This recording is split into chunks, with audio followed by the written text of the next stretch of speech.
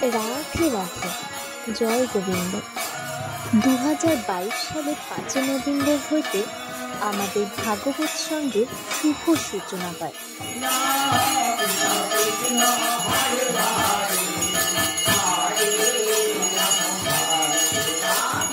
এখানে প্রত্যেক সন্ধ্যা 7টা হইতে ধর্মীয় গান বাজনা ও ভাগবত পাঠ এবং পূজা আরতি অনুষ্ঠিত হয়। এছাড়া প্রত্যেক পূর্ণিমার মধ্যাহ্নে মহাপ্রভুর ভোগ হয়। এই সহিত অনুষ্ঠানে সকল সনাতন ধর্মের ভক্তবৃন্দদের আমাদের ভাগবত সঙ্গে আসার জন্য আমন্ত্রণ রইল। আমাদের ঠিকানা 27 নম্বর ওয়ার্ড, দেবীনগর, রায়গঞ্জ, উত্তর দিনাজপুর। রাধে রাধে।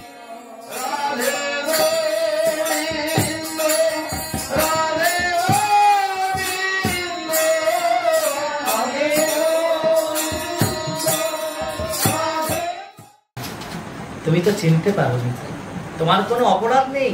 আমি তোমার সব অপরাধ ক্ষয় করে দেব।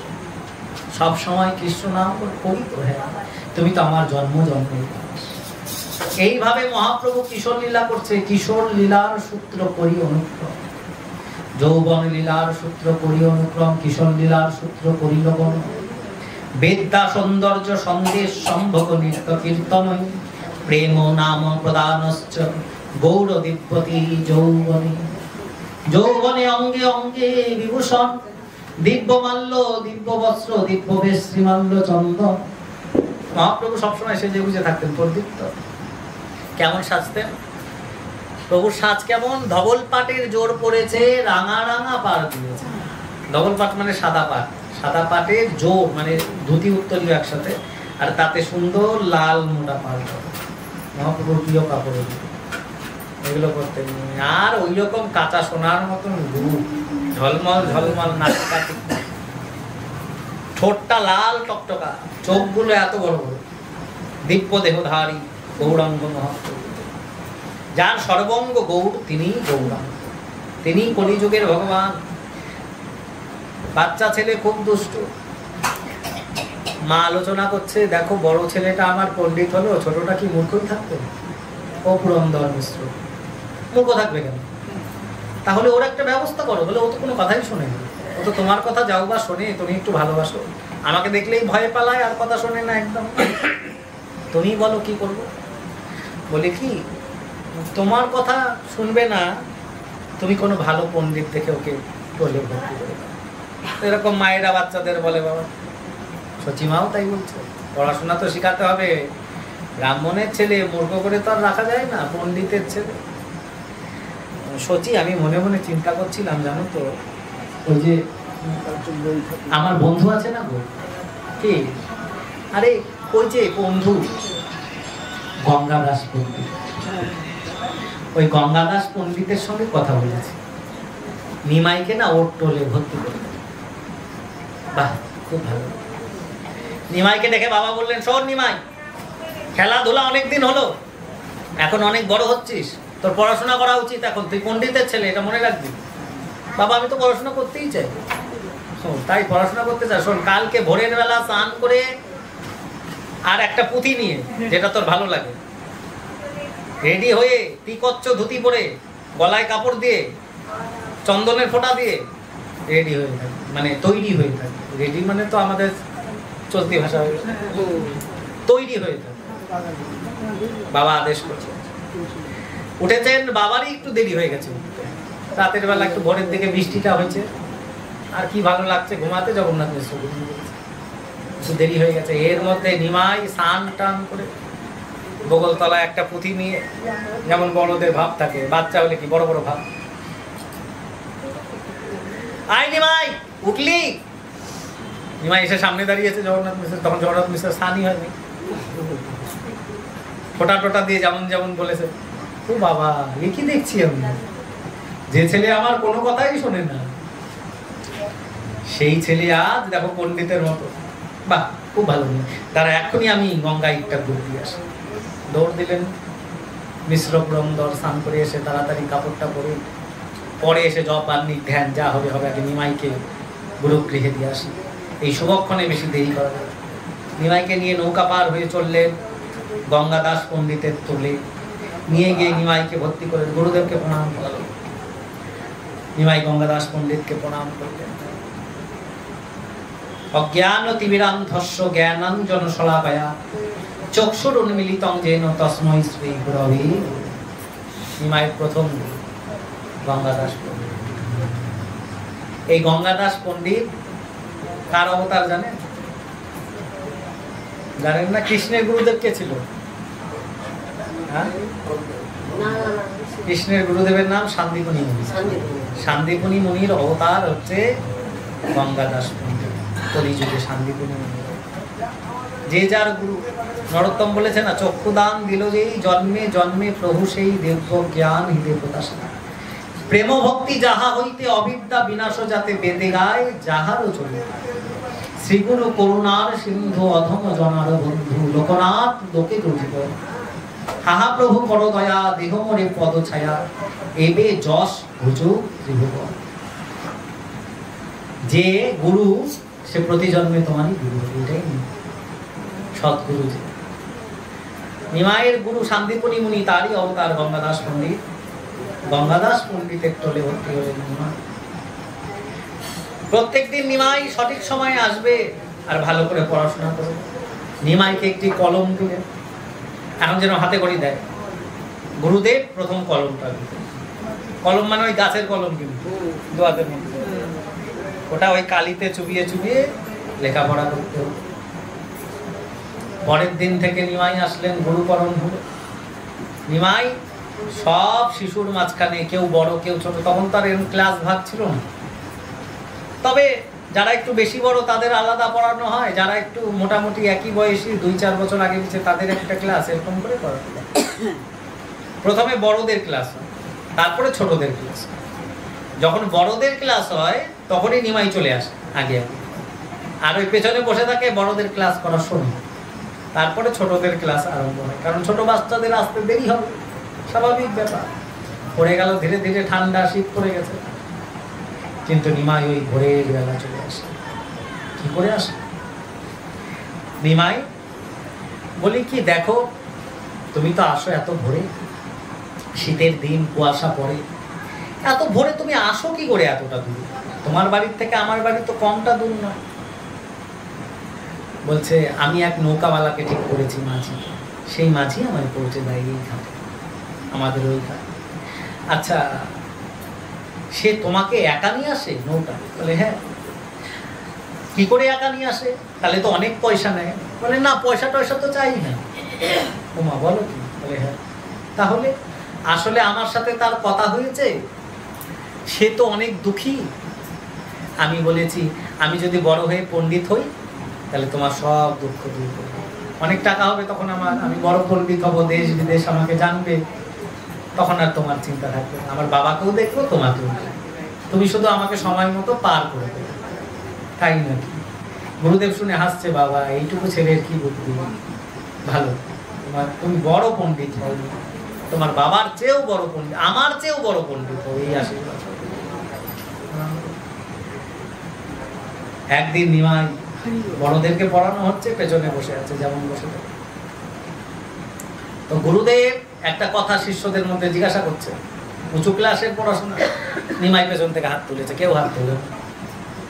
নিমাই, এটা কিন্তু ইয়ার্কি করার সময় না, আমি বড়দের সঙ্গে বড়দের পড়াচ্ছি, তুমি কেন হাত তুলছো? গুরুদেব আমি জানি তো উত্তরটা, উত্তর জানলে হাত তুলবো না? আপনি যে বললেন যে জানো হাত তুলবো, তাই হাত তুলেছে।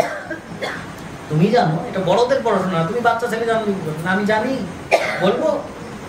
গড় গড় করে বলে দিয়েছে। গুরুদেব তো অবাক,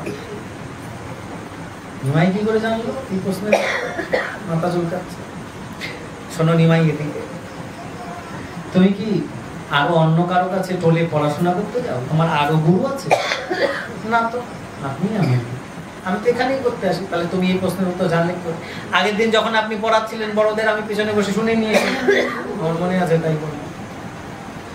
তখন গঙ্গাদাস পণ্ডিত মনে মনে চিন্তা করছে, এ ছেলে সাধারণ ছেলে নয়, এর তো কঠিন বুদ্ধি, এত মেধা হলো কি করে? মনে মনে চিন্তা। কিন্তু সত্যটা কোনোদিন চাপা থাকে? সত্য প্রকাশ হবে। আসলে ইনি হচ্ছেন সর্বেশ্বর ভগবান। ভগবানের কাছে তো সর্বজ্ঞ জ্ঞান আছে, তিনি তো সর্বেশ্বর, তিনি তো ভগবান, তিনি সর্বেশ্বর, তার জ্ঞানের কোনো অন্ত নেই। ঐশ্বর্যস্য সমগ্রস্য বীর্যস্য যশস্য জ্ঞান ও বৈরাগ্য চৈব সন্ন্যানতি ভগবান। যার মধ্যে সর্বৈশ্বর্য জ্ঞান পরিপূর্ণ রূপে রয়েছে তিনি হচ্ছেন কৃষ্ণ, কলিতে তিনি গো। সেই জন্য তো তার সব জানা আছে, তার তো না জানার আর কিছু নেই। কিন্তু এটা তো গুরুদেব এখনো জানে, জানে কি? একদিন গুরুদেব ভোরের বেলা স্নান করতে গেছে গঙ্গায়। এমন সময় ওই পার থেকে একটা বাচ্চা ছেলে আসছে দেখা যাচ্ছে। কি করলো বাচ্চা ছেলেটা? ঘাড়ের কাপড়টা গঙ্গার উপরে ফেলে দিয়ে উত্তরীয়ের উপর বসে একা একাই গঙ্গার উপর দিয়ে চলে আসছে। চারদিক কুয়াশা, শীতের সকাল, আবছা আবছা দেখা যাচ্ছে। গঙ্গাদাস পণ্ডিত তখন গঙ্গায় নেমে গঙ্গার স্তুতি পাঠ করছে। কি ওটা? বর্ষা এত নিমাইয়ের মতো নিতে লাগছে, অনেকটা দূর থেকে আসছে। নিমাই এত চালাক, যেই ঘাটে সবাই চলাফেরা করে ওই ঘাটে ওঠে, অনেকটা দূরে গিয়ে একটা ঘাটে উঠে ঘুরে ঘুরে এখানে আসে। কত চালাক! দেখলেন কাছ থেকে দেখা যাচ্ছে কুয়াশায়, দূরে গিয়ে আজকে যখন টলে গেছে নিমাইয়ের হাতটা ধরেছে। নিমাই, তুমি আমার কাছে অনেক গোপন করেছো কথা, তুমি এইটুকু একটা বাচ্চা ছেলে, এত মিথ্যা কথা বলো গুরুকে। কেন গুরুদেব? আমি কি বললাম? পণ্ডিত মশাই বলুন কি বললাম? তোমার কি কোনো তান্ত্রিক বিদ্যা আছে? তন্ত্র বিদ্যা, কর্ণপিশাচিনী বিদ্যা, ডাকিনী বিদ্যা, এসব কিছু জানো? না, আমি এসব জানবো কোথা থেকে? এসব তো কোনোদিন নামই শুনিনি গুরুদেব। তাহলে অন্য কোনো সিদ্ধি, যেমন হনুমানের থাকে রাম নামে, হনুমা মহিমা গরিমা, যেরকম হনুমান লাভ দিয়ে উড়ে চলে যাচ্ছে, ঠিক ঠিক ঠিক তেমন কোনো সিদ্ধি নয়। না না, আমি তো ওগুলো বুঝি না। তাহলে কাপড় কোনোদিন জলে ভাসে, তার মধ্যে মানুষ বসে, কাপড় দিয়ে নৌকা হয়? নিমাই তো তখন নিমাই অবাক হয়ে গেছে, দেখলো কি করে? আর মাথাটা নিচু করে আছে, আর উত্তর দেয় না নিমাই। তো বলো নিমাই, ব্যাপারটা কি? তুমি আমার কলম ফেরত দাও। তুমি আমার চেয়ে অনেক বেশি জানো, যা দেখতে পাচ্ছি। আমার চুল পেকে গেল বটে, কিন্তু তুমি বাচ্চা ছেলে হলে হবে কি তোমার সঙ্গে আমিও পারবো না। তোমার নানা প্রকার বিদ্যা সিদ্ধহস্ত করা আছে, এটুকু আমি বুঝে গেছি নিমাই এতদিন তোমার সঙ্গে। যাই ধরি তাই জানো, যেটাই ধরি সেটাই জানো তুমি, তোমাকে আমি কোনোদিন পড়াইনি। তার মধ্যে তোমার যে বয়স, এ বয়সে এসব শাস্ত্র জানার কোনো কথা নেই। কতবার করে পড়েও মানুষ বুঝতে পারে না, জানতে পারে না। তুমি সমস্ত শাস্ত্রে পণ্ডিত হলে কি করে? দাও আমার কলম ফেরত। নিমাই তখন বলছে, আপনার কলম ফেরত দেব, কিন্তু আপনার হাতে ফেরত। কলমটা নিয়ে গিয়ে ওখানে পুঁতে দিল একটা মাটিতে। সঙ্গে সঙ্গে এক বিশাল কলম গাছ হয়ে গেল। গুরুদেব, আমি যে এসেছিলাম এখানে, আমি যে আপনাকে গুরু বলে স্বীকার করেছি, আমি যে আপনার কলম নিয়েছি, পড়াশোনা লেখাপড়া করেছি, তার প্রমাণ এই কলম গাছ দেখে গেলাম। এই কলম গাছ দেখে জীব একদিন চিন্তা করবে আপনার। নিমাই, তুমি কে বলো তো? তখন নিমাই নিজের পরিচয় যেরকম দিয়েছেন সেই ব্রাহ্মণের কাছে, সেরকমই আজ গুরুর কাছেও পরিচয়। তাহলে আমাকে তুমি কেন গুরু করলে? তুমি হচ্ছে জগৎগুরু। যে জগৎগুরু কৃষ্ণ ভগবান, তারও তো গুরু ছিল শান্তিপনি মুনি, তাহলে আমার কেন থাকতে? আপনি ভুলে গেছেন, আমার মনে আছে আপনি সেই শান্তিপনি মুনিরই অবতার, আমার গুরু। আপনি আমার জন্মে জন্মে গুরু। আমি যতই জানি না কেন, যে বড় যুগতি তারও লাগে সঙ্গতি। আমার খুব যুক্তি আছে, কেউ পারে না শাস্ত্রে আমার সঙ্গে, কিন্তু কেউ আমার সাপোর্ট দেয় না। কারণ পাস করবো, আমি খুব ভালো মানুষ, ভালো নেতা, কাজ করবোই না, আমরা কেউ দেখতে পারে না, কেউ ভোট দিয়ে দিতে হবে। যে বড় যুগতি তারও লাগে সঙ্গতি, সঙ্গতি ছাড়া কাজ হবে না কলি যুগে, সঙ্গ শক্তি কলৌ যুগে। গুরুদেব, আপনার কলম আপনার এখানে আমি রেখে গেলাম। এই প্রমাণ থাকলো আমি এসেছিলাম, আপনার এখানে শিক্ষা গ্রহণ করেছি। এই বলে নিমাই সেখান থেকে চলে যান। এই তার বিদ্যা লাভ। গঙ্গাদাস পণ্ডিতের বিদ্যা ওই ধত্ত কাহাকেও না করে গণন, কারো সঙ্গে তার তুলনা নাই, এমন বিদ্যা। সকল পণ্ডিত যিনি এবার করে অধ্যাপন। আরম্ভ করলেন কি? অধ্যাপনা করা মানে শিক্ষা দান করা, যেটা প্রকৃত ব্রাহ্মণের। শিষ্য পড়াতে লাগলেন, টোল খুললেন গঙ্গার তীরে, সেখানে পড়ায়। নিমাইয়ের কাছে পড়ার জন্য দূর দূর থেকে আসে, এত বড় পণ্ডিত নিমাই। বয়স কত? 16 বছর, 15 বছর 16 বছরের তখন বয়স, তখনই এত পাণ্ডিত। আর যখন গুরুগৃহ ত্যাগ করেছে, পড়াশোনা শিখেছে, তখন তো 10, 12, 11 বছর, তখনই এত পাণ্ডিত। বায়ুক ব্যাধি ছলে কইল প্রভু প্রেম পরকাশ, আর শিষ্য ভক্তগণ লইয়া কইল বিবিধ বিলাস। তারপরে একদিন জগন্নাথ মিশ্র মারা গেল। সকলকেই জগৎ থেকে যেতে হবে, বলে ভগবানেরও মৃত্যু হয়। এটা আশ্চর্যের কিছু নয়, কারণ এই জগতে মর্তধামে যারাই আসে তাদেরকেই মরতে হয়। এটা মর্ত, এটা আশ্চর্য কিছু নয়। আশ্চর্য কোনটা? কয়টা আশ্চর্য আছে বলো তো? কয়টা আশ্চর্য আছে? যে পণ্ডিত মানুষ, শিক্ষিত লোক, বলো তো কয়টা আশ্চর্য পৃথিবীতে? 7ম আশ্চর্য। আমাদের ভারতে আছে, চীনে আছে প্রাচীর, ভারতে আছে তাজমহল। আশ্চর্য তাহলে কিছুই না, মানুষ বানিয়েছে। ইট পারো, সব ইতিহাস আছে। আশ্চর্য, প্রকৃত আশ্চর্য কি শুনবে? আমি যে বেঁচে আছি, এটাই আশ্চর্য। বিদ্যাপতি বলেছে, তাট হলো সৈকতে বাড়ি বিন্দু সমসুতমিত রমণী সমাজী, তহি বিশরী মন তহি সমর্পণ আবমধু রহপন কাজে, আধো জনমহাম নিদে গোয়া অনু জরা শিশু কতদিন গেলা, যৌবনী রমণী রঙ্গ রসে মা তনু মাধব তোয়া ঘটিব। আমার জীবনটা মরুভূমিতে এক ফোঁটা জলবিন্দুর মতন বাষ্প হয়ে কখন উড়ে যাবে আমি জানি। ভগবান যুধিষ্ঠির ভগবানকে বলছে, ভগবান এগুলো আশ্চর্য। সবচেয়ে বড় আশ্চর্য কি জানো? সবচেয়ে বড় আশ্চর্য হচ্ছে জীব নিত্য যায় যম ঘরে। যারা বেঁচে থাকে তারা এই মনে করে, আমি তো চিরজীবী, না হইবই ক্ষয়। অতঃপর কি আশ্চর্য আছে মানুষের? এর চেয়ে বড় আশ্চর্য আর কিছু আছে জগতে? আমার সামনে একটা মরে যাচ্ছে, নিয়ে গিয়ে শ্মশানে পুরাচ্ছি, তাও চিন্তা করছি না যে আমারও একদিন। তাহলে মায়াতে মানুষ এমন ভুলে আছে। এর চেয়ে বড় আশ্চর্য জগতে আর কি হতে পারে? এর চেয়ে বড় আশ্চর্য আর কিছু, এটাই বড় আশ্চর্য। তাই জগন্নাথ মিশ্র মর্তধামে এসেছিলেন, ভগবানের বাবা হয়েছেন, তিনিও মর্তধাম ছেড়ে পরলোকে গমন করলেন। মা বললেন, দেখ মারা গেলে পিণ্ড দান করতে, তুই বাবা গয়াতে যা, গয়াতে গিয়ে তোর বাবার পিণ্ড দানটা করে। শচীর আদেশে নিমাই চললেন, পণ্ডিত চললেন পিণ্ড দান। সঙ্গে নাচতে নাচতে আনন্দ করতে করতে শিষ্যদের নিয়ে যাচ্ছে। কিসে গেছিল তার উল্লেখ নাই, যতদূর সম্ভব গরুর গাড়িতে গেছিল, তাই না? গরুর গাড়ি বা ঘোড়ার গাড়ি, তখন তো রেলগাড়ি ছিল না। এরোপ্লেন ছিল আগেকার দিনে, এরোপ্লেন ছিল, এরোপ্লেন ছিল আগেকার দিনে, ট্রেন ছিল না হয়তো বা, কিন্তু এরোপ্লেন ছিল। রাবণ তো এরোপ্লেনেই আসছিল, সেটা জানেন তো?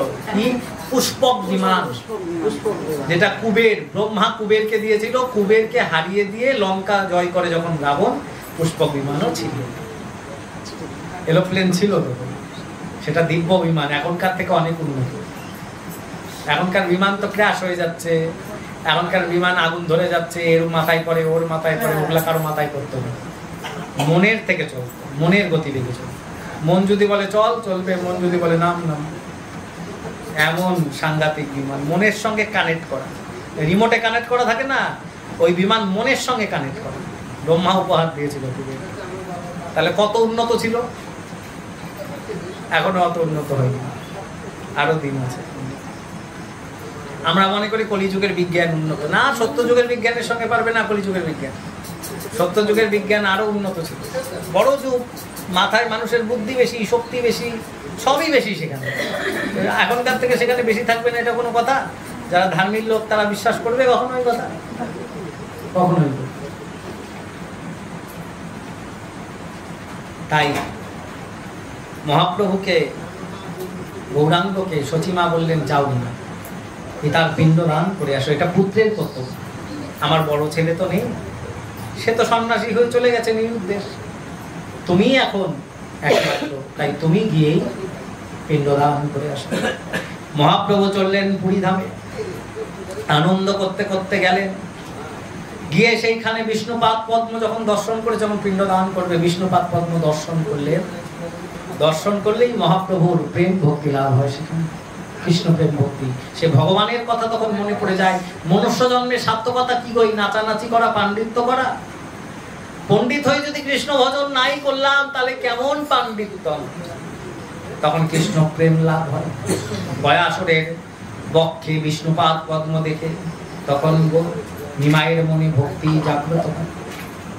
তখন ওই বিষ্ণুপাদ পদ্ম দর্শনে তার অষ্টসাত্ত্বিক বিকার, অশ্রু কম্পপুলক বৈবর্ণ শ্বেত কান্তি অনুপম, এই যে সমস্ত শাস্ত্রে বলেছে অষ্টসাত্ত্বিক বিকার, তখন প্রভুর অঙ্গে দেখা যায়। সেখানে এক দিব্য মহাপুরুষ ছিলেন যার নাম ঈশ্বর পরিপাদ।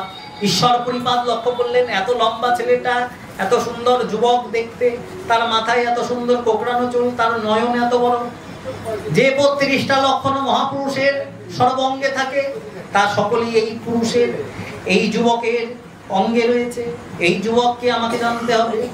তখন বিষ্ণুপাদ পদ্ম দর্শনে প্রভুর অঙ্গে অষ্টসাত্ত্বিক বিকার, ঠাস হয়ে প্রভু পড়ে গেলেন। তখন তুলে নিয়ে গেলেন ঈশ্বর পরিপাদ। তোমার নাম কি? তখন শিষ্যরাও আছে। উনি নিমাই পণ্ডিত নবদ্বীপে। নবদ্বীপে নিমাই পণ্ডিত। আচ্ছা, যখন জ্ঞান ফিরেছে, তুমি নিমাই পণ্ডিত বলে? আমার নাম বিশ্বম্ভর মিশ্র, বাবা পুরন্দর জগন্নাথ মিশ্র, নবদ্বীপ নিবাসী। পিতার পিণ্ড দান করতেই আমার গয়াতে আলো। আচ্ছা, তোমার সর্বঙ্গে এমন এমন লোমগুলো খাড়া হয়ে যাচ্ছে কেন? এমন হচ্ছে কেন? আসলে আমার কি জানি হলো, যখন ওই বিষ্ণুপাদ পদ্ম দর্শন করলাম তখনই আমার মধ্যে কেমন জানি এগুলো হতে আরম্ভ। তারপরে আমার আর কিছু মনে নেই। নিমাই, এগুলো অষ্টসাত্ত্বিক বিকার বলে, এগুলো মহাপুরুষের লক্ষণ। তোমার অঙ্গে আছে, তুমিও মহাপুরুষ নিমাই। আমি তা বুঝতে পারছি। দীক্ষা নিয়েছো বাবা? দীক্ষা বলতে পড়াশোনা করতে গেছিলাম, শিক্ষা নিয়েছি, কিন্তু দীক্ষা এখনো আমার। ব্রাহ্মণের ছেলে, পৈতা পেয়েছি গায়ত্রী জপ, কিন্তু দীক্ষা এখনো। দীক্ষা বলতে কি? দীক্ষা বলতে বীজ মন্ত্র, প্রকৃত বীজ মন্ত্র প্রদান করলে তাকে বলে দীক্ষা। কৃষ্ণ বীজ, গুরু বীজ, গুরুদেব একজন বীজ। তখন ঈশ্বর পরিপাদ তাকে কৃষ্ণ মন্ত্রে দীক্ষা দেয়।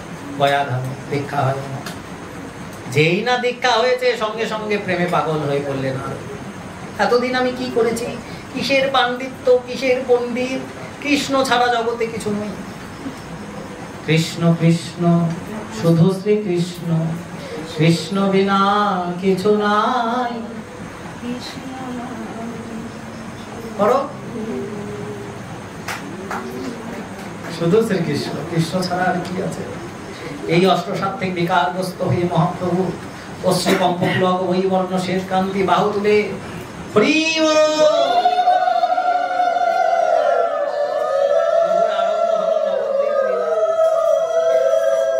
এখন গৌরাঙ্গ আর আগের মতো নাই গো, আর পাণ্ডিত্য করে না। বায়ু ব্যাধি ছলে কইল প্রভু প্রেম পরকাশ, ভক্তগণ লইয়া করে তখন বিবিধ বিলাস। নবদ্বীপে এসে সেই নিমাই আর নেই। অদ্ভুত নিমাই। এতদিন যেই নিমাই মালা তিলক দেখলে পরেই ডেকে ডেকে আজে বাজে কথা বলতো।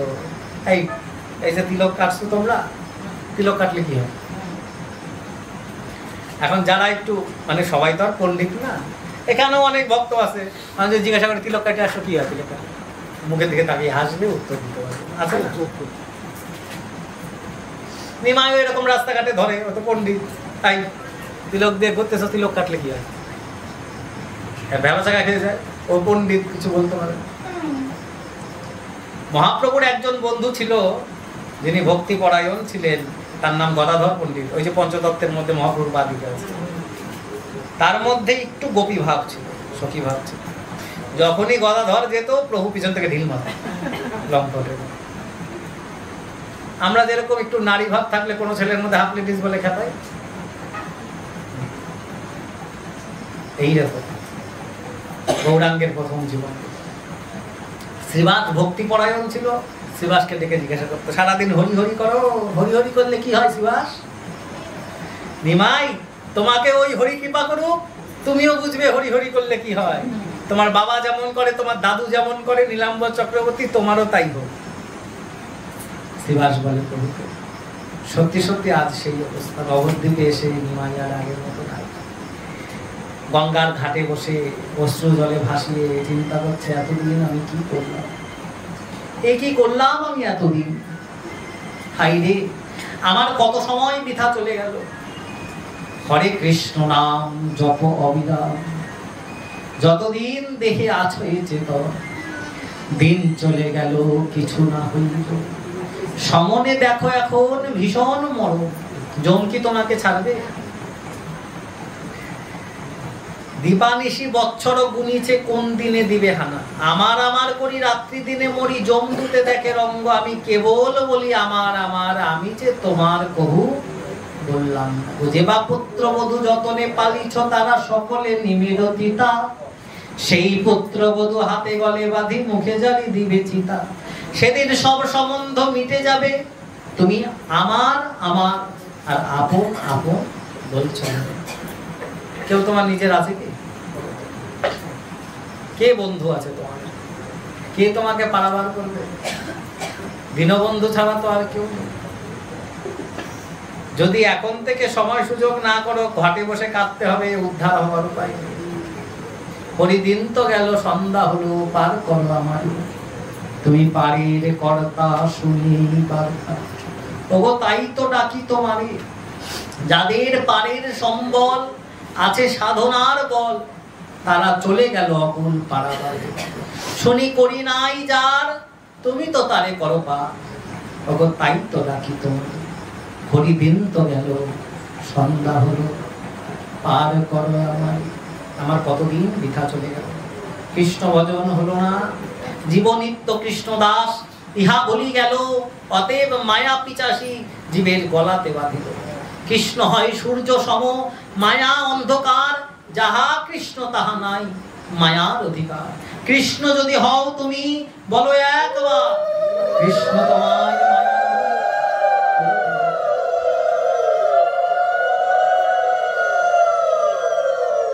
এখন গৌরাঙ্গের এই অবস্থা, ঘাটে বসি কইল প্রভু ঐশ্বর্য প্রকাশ। তবে শচীকে প্রেম দান, অদ্বৈত মিলন, অদ্বৈত পাইল বিশ্বরূপ দর্শন। তবে মহাপ্রভু দেশে ফিরে এসে, দেশে আগমন কোনো প্রেমের অভিলাষ। তবে শচীকে প্রেম দান, পরে অদ্বৈতের সঙ্গে মিলন, অদ্বৈত পাইল বিশ্বরূপ দর্শন। শচীকে প্রেম দিলেন কেন? মহাপ্রভু সবাইকে প্রেম দিচ্ছে, নিজের মাকে দেয় কেন? বলে কারণ মায়ের বৈষ্ণব অপরাধ আছে, বৈষ্ণব অপরাধ থাকলে প্রেম লাভ হয় না। কি বৈষ্ণব অপরাধ? যখন দাদা পালিয়ে গেছে আর মা চিন্তা করেছে, মা ভেবেছে, মা বুঝেছে যে অদ্বৈতই তার বড় ছেলেকে সন্ন্যাস দিয়েছে বা ভাগিয়ে দিয়েছে, নানা রকম শাস্ত্র বলি। এই জন্য অদ্বৈতের উপরে মায়ের রাগ, আর এটাই অপরাধ। যতক্ষণ অদ্বৈত কৃপা না করবে মাকে, মায়ের কৃষ্ণ প্রেম করবে। মহাপ্রভু বলছেন, মা গিয়ে গললগ্নিকিত বাসে অদ্বৈত আচার্যের কাছে ক্ষমা চাইছে, প্রণাম করছে। ছি ছি ছি, আপনি দেবী কি করছেন? না না মা, তুমি এমন করো না, দেখো তুমি আমার কন্যা সম, তোমার পিতা নীলাম্বর চক্রবর্তী আমার বন্ধু।